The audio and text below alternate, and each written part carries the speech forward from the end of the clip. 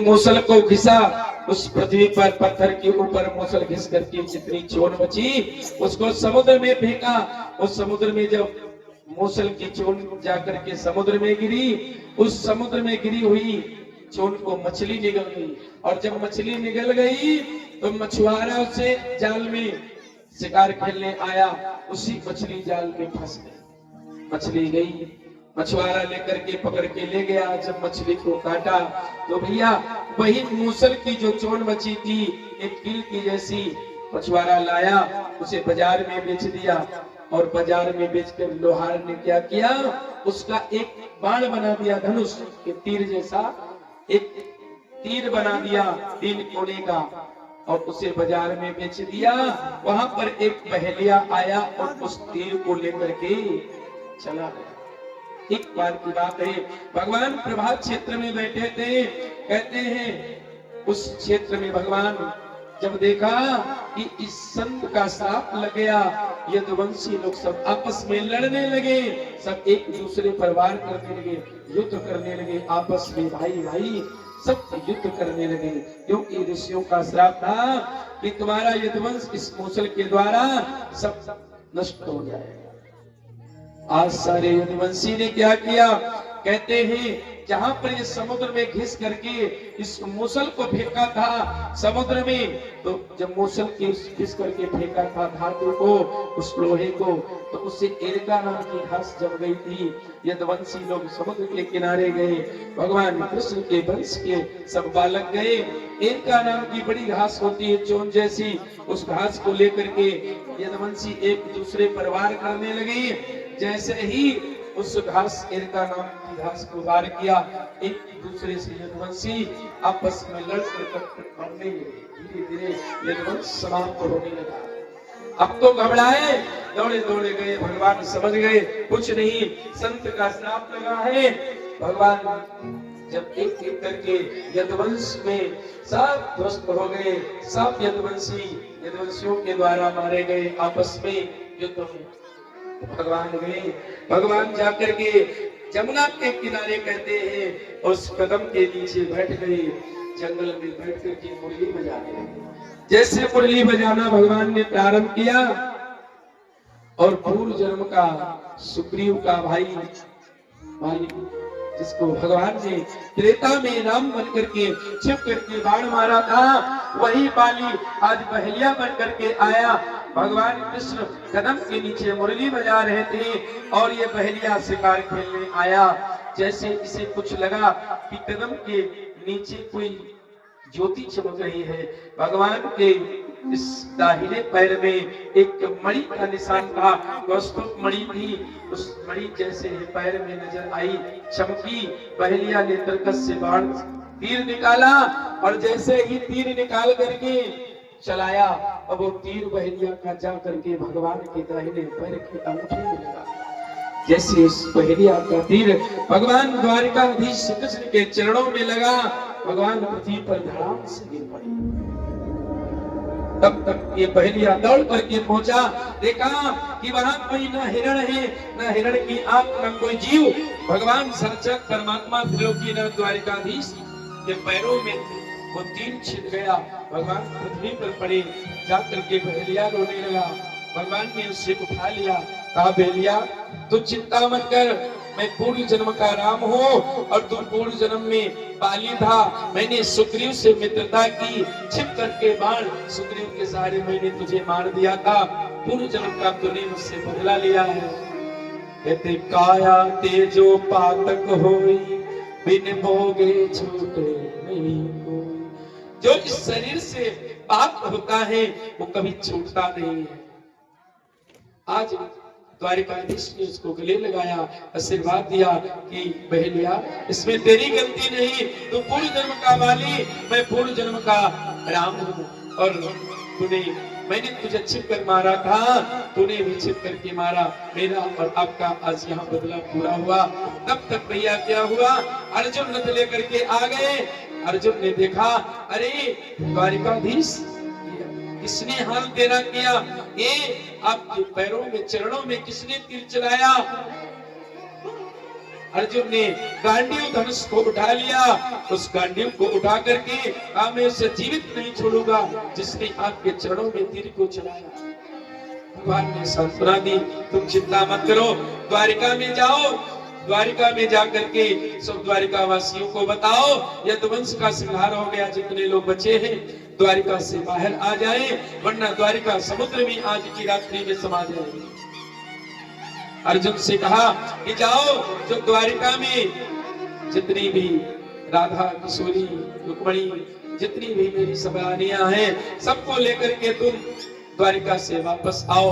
भगवान की माया थी, जैसे अर्जुन द्वारिका पहुंचे, द्वारिका में सब ब्रजवासियों को और कहते हैं गोपियों को लेकर के रानियों को लेकर के जैसे ही अर्जुन आ रहे थे, भगवान ने क्या किया, एक फूल भेल का रूप बनाया, भेल का रूप बना करके भगवान गए और अर्जुन से उन गोपियों को लूट लिया। भिलन लोटी गोपिका वही कृष्ण वही बाल। आज भगवान ने उन गोपियों को भी अर्जुन से हरण कर लिया।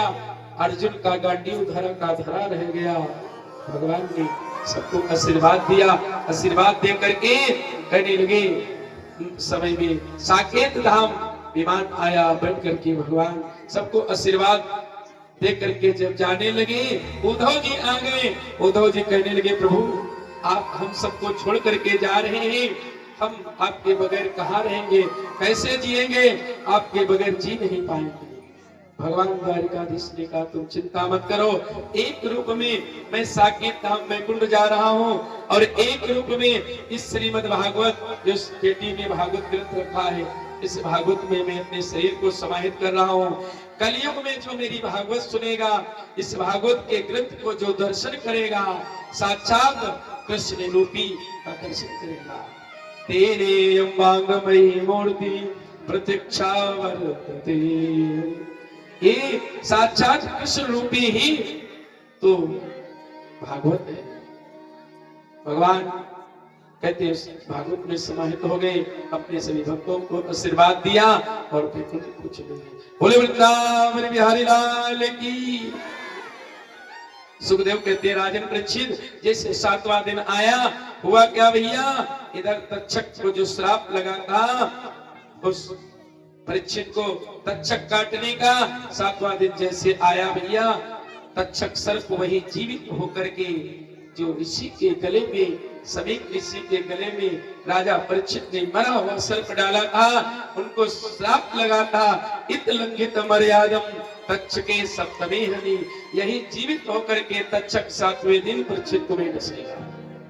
भैया जैसे 7वां दिन आया, सुखदेव ने कहा परीक्षित देख रहे हो, एक बात बताओ कि आत्मा मरती है कि शरीर? परीक्षित ने कहा गुरुदेव आत्मा अमर है, अविनाशी है, नैनम छिद्यन्ति शस्त्राणि नैनम दहति पावका न चैनम कलेदयन्तापो न शोष्यते मारुता। अरे आत्मा अमर है, इसे न पानी गला सकता है, न अग्नि जला सकती है, न वायु सुखा सकता है, ये तो अजर है, अमर है, अविनाशी है। सुखदेव जी कहने लगे आज मैं समझ गया कि तू कथा प्रेम और श्रद्धा भाव से सुन रहा था। परीक्षित ने जब इतना कहा तो सुखदेव जी ने कहा एक बात और बताओ, आत्मा मरती कि शरीर? बोले शरीर मरता, आत्मा तो अमर है। सुखदेव समझ गए कि इसमें भगवान की करुणा और कृपा हो गई, इसने सच्चे मन से भगवान की कथा सुनी। भैया जैसे ही वही श्राप लगा तक्षक डसने आया, रास्ते में कौन मिल गया? एक कश्यप नाम के ऋषि मिले, और जब कश्यप नाम के ऋषि मिले कहने लगे तक्षक भैया कहाँ जा रहे हो? बोले मैं परीक्षित को डसने जा रहा हूँ। अच्छा परीक्षित को डसने जा रहे हो, क्यों? बोले इसने जो है मरा हुआ सर्प डाल दिया था श्रृंगी ऋषि के पिता समीक ऋषि के गले में, इसलिए श्रृंगी ऋषि समीक ऋषि के पुत्र ने श्राप दिया था, इसलिए मैं डसने जा रहा। कश्यप ऋषि ने कहा अच्छा तुम में इतना विष है तो ये हरा भरा जो पेड़ दिख रहा है इसमें विष का प्रयोग करके दिखाओ। जैसे तक्षक ने जाकर के उस पेड़ में डसा, हरा भरा वृक्ष साफ सूख गया। अब कश्यप ऋषि कहने लगे, कहो तो इस वृक्ष को जीवित कर दे। कश्यप नाम के जो ब्राह्मण थे, उसने कमंडल लिया और जल को लिया, छींटा मारा। जिस तक्षक ने जिस वृक्ष को डसा था, सूख गया था पेड़, वो फिर से हरा भरा बन गया। तक्षक समझ गया कि अगर ये ऋषि जीवित रहा, ये ब्राह्मण जिंदा रहा कश्यप नाम का, तो ये अगर मैं डसूंगा कश्यप ऋषि को तो जीवित करने आ जाएगा, राजा परीक्षित से बहुत सारा धन दे देगा। तो इस तक्षक नाग ने क्या कहा, भैया कश्यप ब्राह्मण तुम हमसे बहुत सारा धन ले लो और धन लेकर के तुम वापस चले जाओ। कश्यप ब्राह्मण को बहुत सारा धन दे करके भैया उस तक्षक नाग ने वापस कर लिया। और इधर तक्षक नाग चल देता है।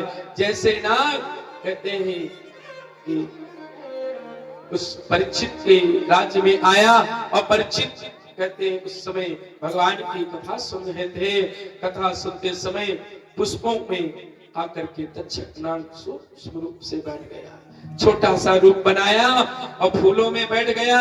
और जैसे ही फूल को उठाया, परीक्षित जी ने मस्तक को लगाया, उस सर्प ने डस दिया।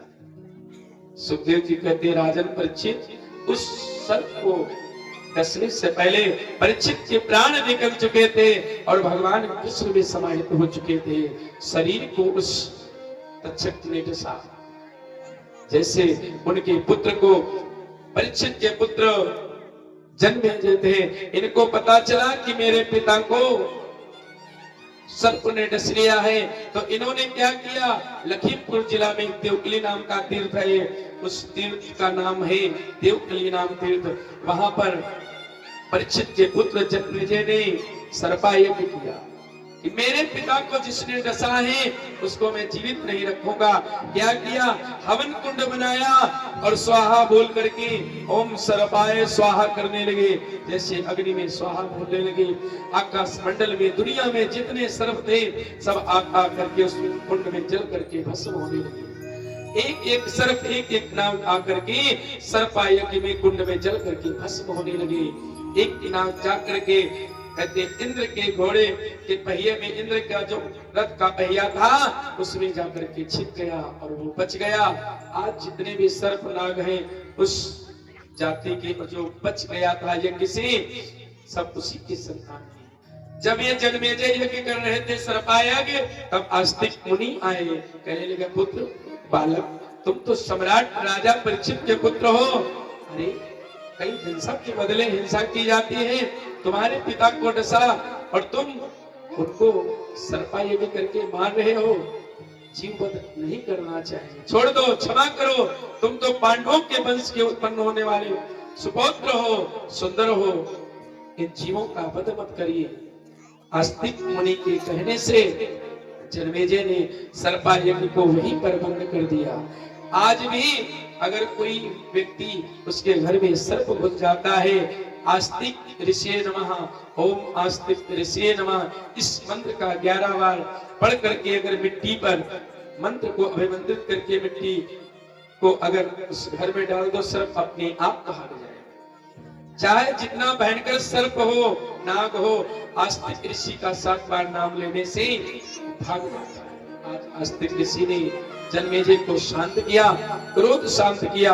भगवान ने सारी लीलाओं को करके पूरी पृथ्वी को जलमग्न कर दिया। जब पृथ्वी पूरी संसार में उलट पुलट हो गई, तो केवल इस संसार में परमात्मा ही बचा। कृष्ण एक कमल के पत्ते पर बालक के रूप में इस संसार में अकेले ही जल के ऊपर भगवान सैर कर रहे थे। और अब कहते हैं कमल के पत्ते के ऊपर कृष्ण रूपी कृष्ण अपने दाहिने पैर के अंगूठे को मुख में चूम रहे हैं। करारविंदेन पदारविंदम मुखारविंदे विद्वेषयतम वटस्य पत्रस्य पुटे शयानं बालं मुकुंदम मनसा स्मरन्। कहते हैं जब संसार में भगवान सारी लीला कर लेते हैं ना, तो संसार में एक साथ 12 सूर्य निकलते हैं। जैसे एक सूर्य निकलता है तो जेठ महीने में इतनी धूप होती है, और जब एक साथ 12 सूर्य निकलते हैं पूरा संसार जल जाता है, राखी बन जाता है।